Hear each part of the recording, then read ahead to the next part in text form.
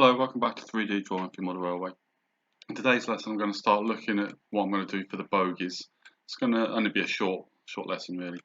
I have looked at the various pictures I've got, and all the bogies are these diamond bogies. Now, if you were to draw them and print them, I would be very concerned about how strong they would be and how much they would last and hold up to the rigours of daily use. So I'm thinking that probably the best option is to go with a ready-to-run version and just produce the bolsters and the pins for them to sit on. So that's what we're going to look at today, is the different options and then how to draw that bolster in there. So to give you an idea of what I'm thinking with the bogies is the Engaged Society have this option available, which is the correct bogie. If we zoom in, you can see it's the correct design bogie. It matches what we're looking for here, the diamond shape. At the moment they're currently out of stock, but things change on there, they're in and out of stock. So a quick look on eBay. This wagon here, there's another couple of versions similar to this. There's also a box wagon. They also use the diamond plate, so they've become available.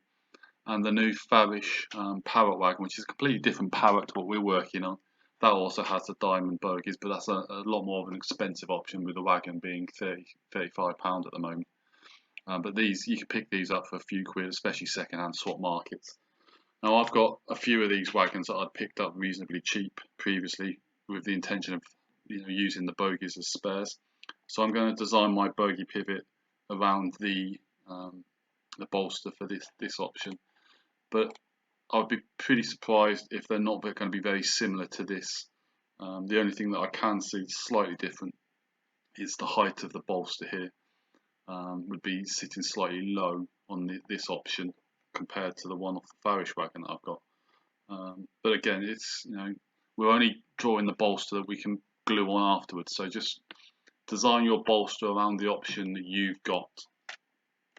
Okay, so the option with printing this as well is I need these handrails to all come out really well. So all my supports are going to be put on the bottom. So when I do that, I like to produce the bolster as a separate part and print that separately, so that it's going to be a nice smooth finish on this front surface without any of the scarring that you get from the resin printers. And then you're going to get a much better rotation from the bogie when it sits on that bolster. So the first thing I want to do is create a sketch on the base of this chassis here, and we're just going to start with a centre point circle using the midpoint of this circle here, which is where the bogie sits. I'm just going to create a circle. I'm going to go for, I think, about 5mm. I'm going to measure this. No, I need a bit bigger than that. I'm going to go for 6.5mm. Okay, as I say, I'm working measurements off of the bogie I've already got. I'm going to select. I'm going to leave the hole in the middle because I'm actually going to use that to line up with when I try to glue these together. I'm just going to create a new body. I'm going to drag that down, and I only want 0.5mm thickness. It doesn't need to be particularly thick here because, as I say, it will be glued onto the base here.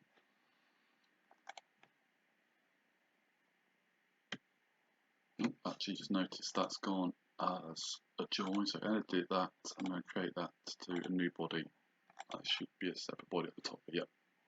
Okay, so the next thing I'm going to do is I'm going to create another circle on the inside here.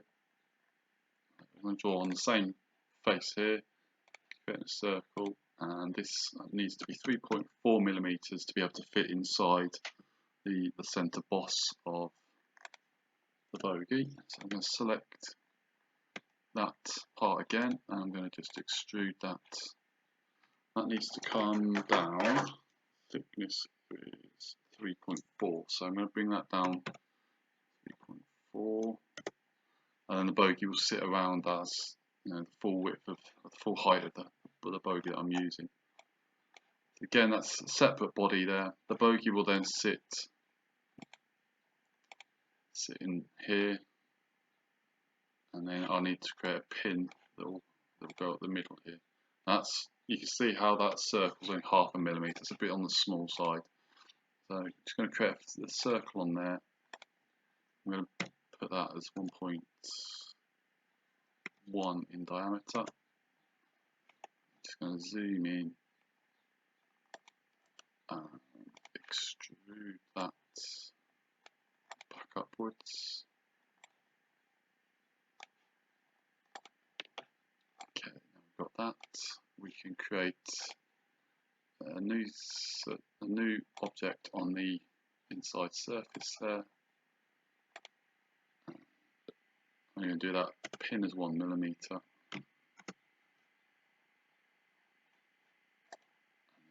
Extrude that down. Again, we don't want that to join, we want it to be a separate part. I'm going to extrude it to the bottom surface here. Again, you can see how it's going to the new body. And then create a sketch on the front there again. Center point circle again, just coming slightly larger here so that it now is going to create like a pin that's going to join. So 2mm should be fine. Select those two profiles and just create some thickness here. So 1mm should be okay. Just zoom out, make sure everything's looking below that. That's okay. Do I actually want that a bit bigger? Probably do. So I'm just going to edit that sketch, make this pin bigger. It actually should be really bigger than this bolster, thinking about it. So let's make that 3.5. Big enough? No, it needs to be bigger. 4mm. So that's going to be over the edge. I'm actually going to go a little bigger, I think 4.3, just to give me some extra support around there. And as I say, the bogey will sit around this part here. Cool, so that's a simple bolster. I'm not going to copy it over to the other side because there's no need. You can obviously just print this off twice when you do it. I'm going to rename this though. So double click on there, bogey pivot. And I know that I've got to print that twice for each wagon that I do. So yeah, just a nice easy little option there. And then obviously design your own pivot around the bogey option that you select yourself. And whatever's available to you would be the right option.